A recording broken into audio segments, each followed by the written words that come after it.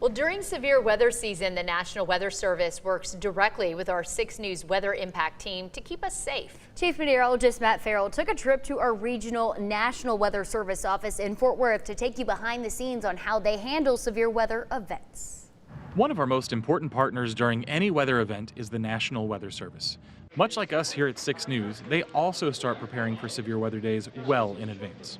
It's getting the word out. It's briefing our partners, talking with the media, making sure everybody is aware that this severe weather event is coming and people need to be watching and being prepared to take action.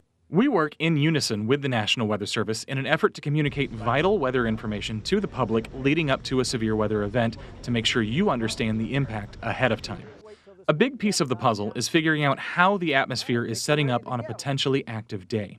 In order to know what the profile of the atmosphere looks like, they launch a weather balloon. This vital information is gathered twice a day, every single day from around the country. But a launch on a severe weather day is even more important, as it provides vital information on how things could shake out later in the day. The last piece of the puzzle is staffing. On a normal day, NWS Fort Worth may have 4 to 6 meteorologists on staff, but in a severe weather event, that can change. We're bringing in extra people as needed or holding them over past their shift so that we can ensure that all the roles that we need, depending on the magnitude of the event, are filled, and then we're transitioning people in and out depending on the length or the duration of that severe weather event. Once everybody's in place, it's a matter of making last-minute adjustments and monitoring satellite and radar data for any changes to the forecast until the storms actually kick off. At that point, it's all hands on deck watching radar and determining when to issue severe thunderstorm or tornado warnings. While watches may come from the SPC, warnings fall to the team in Fort Worth. But how do they know when to issue a warning? It's the decision of the radar operator, usually also talking with some of the forecasters around them, to issue a warning or to hold off or to wait and kind of see what happens.